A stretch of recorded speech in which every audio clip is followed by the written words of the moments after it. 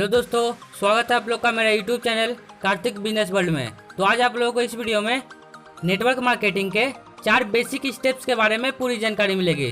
तो चलिए वीडियो को आगे शुरू करते हैं।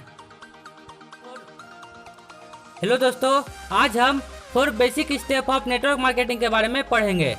4 बेसिक स्टेप्स नेटवर्क मार्केटिंग के डायरेक्ट सेलिंग इंडस्ट्री में बहुत ही विशेष भूमिका अदा करती है। यदि आपने डायरेक्ट सेलिंग के बिजनेस को शुरू करना चाहते हैं या फिर तो शुरू करने की सोच रहे हैं या डायरेक्ट सेलिंग करते हैं तो आपको 4 बेसिक स्टेप का ज्ञान होना बेहद ही जरूरी है और आपकी टीम को भी इसका ज्ञान होना चाहिए। यदि हमें 4 बेसिक स्टेप के बारे में ज्ञान नहीं है तो ऐसी स्थिति में हमारे बिजनेस में विकास नहीं हो सकता है। यदि हमें अपने बिजनेस को अधिक ऊंचाइयों तक ले जाना है तो नेटवर्क मार्केटिंग के 4 बेसिक स्टेप्स को अपनाना ही पड़ेगा।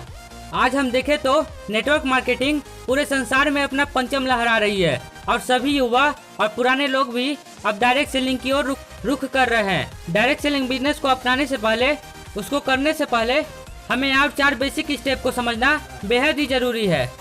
4 basic steps of network marketing या 4 basic steps of direct selling या 4 बेसिक स्टेप्स ऑफ MLM, ये एक ही बात है। तो आइए हम जानते हैं 4 बेसिक स्टेप क्या होते हैं। 4 वे टाइप्स ऑफ नेटवर्क मार्केटिंग, यानी कि 4 बेसिक ऑफ नेटवर्क मार्केटिंग से तात्पर्य ऐसे बुनियादी पॉइंट से है जो डायरेक्ट सेलिंग के बिजनेस में नींव का काम करते हैं, अर्थात एक बुनियाद का काम करते हैं। डायरेक्ट सेलिंग के बिजनेस को करने के लिए या करने से पहले इन 4 बुनियादी बातों का ध्यान रखना बेहद ही जरूरी है। तो दोस्तों, अब मैं आपको बताता हूँ वो 4 पॉइंट कौन कौन सा है। तो फर्स्ट है लिस्ट बिल्डिंग, यानी कि सपनों की लिस्ट, शक की लिस्ट, लोगों की लिस्ट और friend formula of list building. इसके बाद सेकंड है कॉन्टेक्ट एंड इनवाइटिंग, थर्ड है शो द प्लान, इसके बाद फोर्थ है फॉलो अप। तो चलिए अब मैं आपको इसके बारे में डिटेल्स में आगे बताता हूँ। तो दोस्तों, फर्स्ट है लिस्ट बिल्डिंग, यानी कि लिस्ट बिल्डिंग का अर्थ है लिस्ट बनाना। किसी भी बिजनेस को करने से पहले या किसी भी काम को करने से पहले कुछ बुनियादी जरूरतों की आवश्यकता होती है, कुछ टोन्स या हथियारों की आवश्यकता होती है। इसी प्रकार डायरेक्ट सेलिंग इंडस्ट्री में काम करने से पहले आपके पास एक शानदार लिस्ट होनी बहुत ही जरूरी है।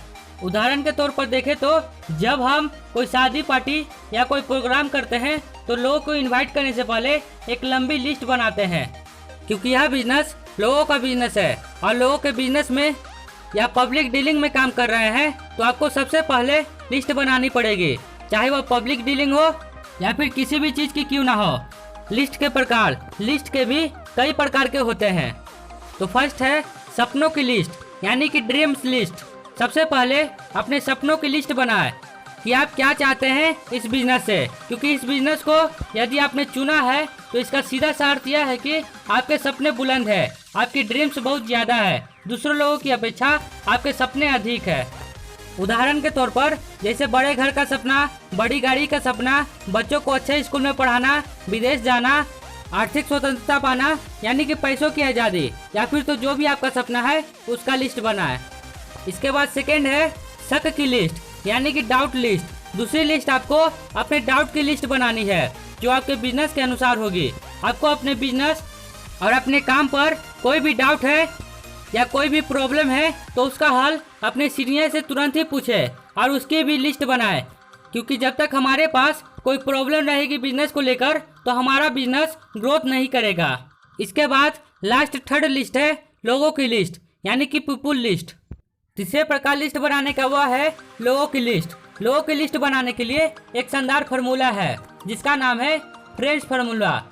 तो चलिए अब मैं आपको बताता हूँ फ्रेंड्स फार्मूला के द्वारा कैसे लोगों की लिस्ट बनाई जाती है। तो सबसे पहले है F फॉर फ्रेंड्स, यानी कि सबसे पहले लिस्ट आप अपनी फ्रेंड्स या फिर तो फैमिली की बना सकते हैं। अब फ्रेंड्स और फैमिली हमारे आसपास के ही होते हैं जो कि सबसे पहले हमारे बिजनेस में हमारे साथ जुड़ते हैं। इसके बाद है R फॉर रिलेटिव, यानी कि R का अर्थ है रिलेटिव। हमारे चारों ओर हमारे रिलेटिव रिश्तेदार रहते हैं, उनकी भी लिस्ट बनाइए और उन लोगों को भी अपने बिजनेस प्लान में जोड़िए। इसके बाद है I फॉर इंस्टीट्यूशन, यानी कि I का अर्थ इंस्टीट्यूशन से है। आप जिस स्कूल, कॉलेज या ट्यूशन सेंटर में पढ़ते हैं या पढ़े थे उन लोगों की भी लिस्ट बनाइए। इसके बाद E फॉर है एम्प्लॉय, E का अर्थ एम्प्लॉय से है। जहां आप काम करते हैं या आप काम कर चुके हैं उन सभी लोगों की लिस्ट बनाइए। इसके बाद N4 है नाइबर्स, यानी कि N का अर्थ पड़ोसियों से है। जहां हम रहते हैं वहां हमारे साथ जो लोग रहते हैं वह पड़ोसी कहलाते हैं, उन लोगों की भी लिस्ट बनाइए। इसके बाद D4 है डिग्री होल्डर्स। D का अर्थ है डिग्री होल्डर। हमारे चारों ओर काफ़ी पढ़े लिखे लोग भी रहते हैं, जैसे डॉक्टर, इंजीनियर, वकील आदि, उन लोगों की भी लिस्ट बनाए। इसके बाद S4 है स्ट्रेंजर्स। S का अर्थ है स्ट्रेंजर, यानी कि राहगीर, ऐसे लोग जिन्हें हम नहीं जानते हैं। और कुछ ऐसे लोगों से भी हमारी बातचीत होती है, चाहे सफ़र में हो, बस में हो या फिर तो ट्रेन में हो। अनजान लोग भी हमें मिलते हैं, उन लोगों को भी अपने लिस्ट में शामिल करें। इन लोगों की लिस्ट सबसे बड़ी लिस्ट होती है, क्योंकि अनजान लोगों की कोई लिमिट नहीं होती है, यह आपको कहीं से भी मिल सकता है।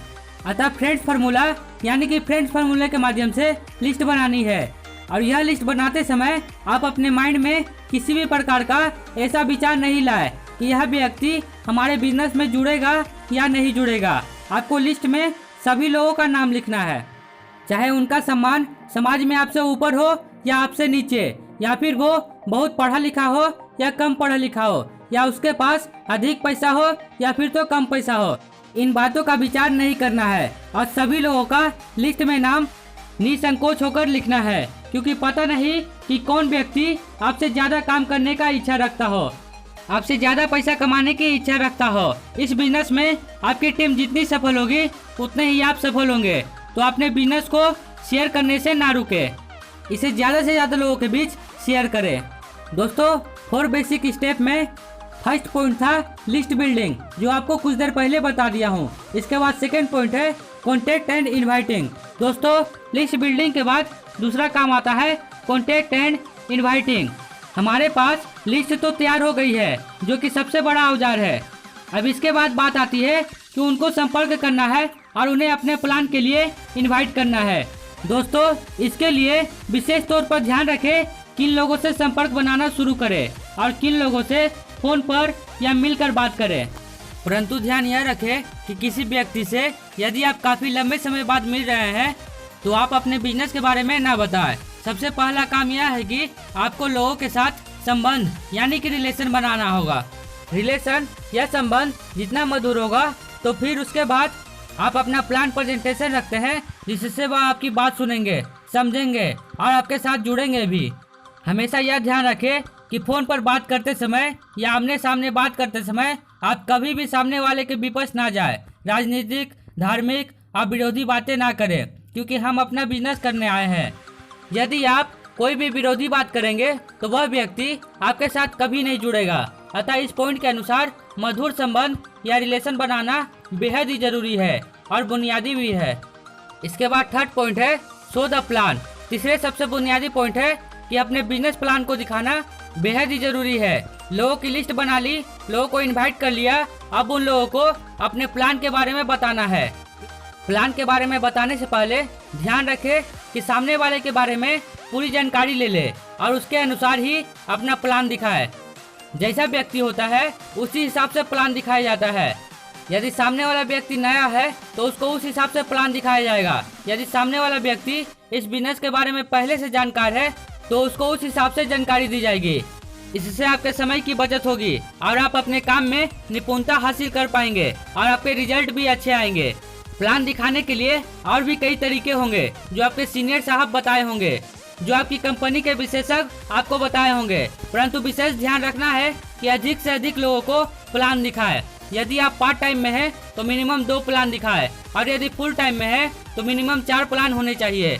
औसत का नियम यहाँ स्वयं काम करता है।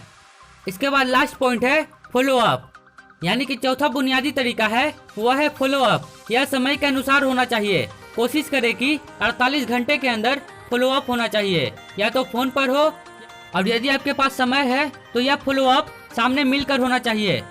दोस्तों फॉलो अप इतना इम्पोर्टेंट है कि जितना बड़ा बिजनेस करोगे उतना बड़ा फॉलो अप करना पड़ेगा। उदाहरण के तौर पर एक BMW बेचने वाले ने कहा कि जितना बड़ा प्रोडक्ट होगा, जितना बड़ा बिजनेस होगा, फॉलो अप भी उतना ही बड़ा होगा। यदि आप 2 रुपये का पेन बेच रहे हैं तो आप किसी व्यक्ति के पीछे 20 घंटे बर्बाद नहीं करेंगे, क्योंकि 2 रुपये का पेन खरीदने वाले बहुत लोग होंगे। पर यदि 1 करोड़ की गाड़ी कोई खरीद रहा है तो इसका मतलब यह है कि 1 करोड़ की गाड़ी खरीदने वाले बहुत लोग नहीं होंगे, और यह बिजनेस आपका 1 करोड़ का नहीं, कई करोड़ों और अरबों का है। इसलिए आपको फॉलो अप उसी हिसाब से करना होगा। इस बिजनेस को 2 रुपये के पेन से तुलना ना करें। उदाहरण के तौर पर फॉलो अप एक पाइप में बॉल डालने के जैसा है। एक पाइप लीजिए जो दोनों ओर से खुला हुआ है। आप एक बॉल डालेंगे, बॉल नहीं निकलेगी। आप दूसरी बार डालेंगे, बॉल नहीं निकलेगी।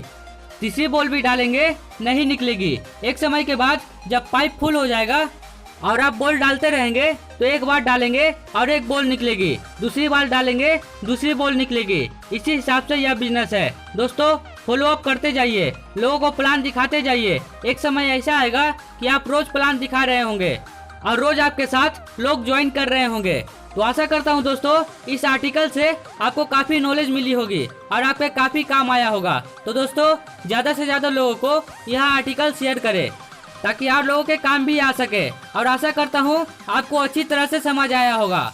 और यदि आपको बताने में कहीं गलती हो गया हो तो आपसे क्षमा चाहता हूं। तो चलिए दोस्तों, आज के वीडियो इतना ही। फिर मिलते हैं अगले वीडियो में, और इसी तरह के ज़्यादा से ज़्यादा वीडियो देखने के लिए हमारे चैनल को सब्सक्राइब जरूर करें और बेल आइकन दबाना बिल्कुल ना भूलें, ताकि आने वाले नए वीडियो का नोटिफिकेशन आप तक सबसे पहले पहुंच सके। Thank you so much.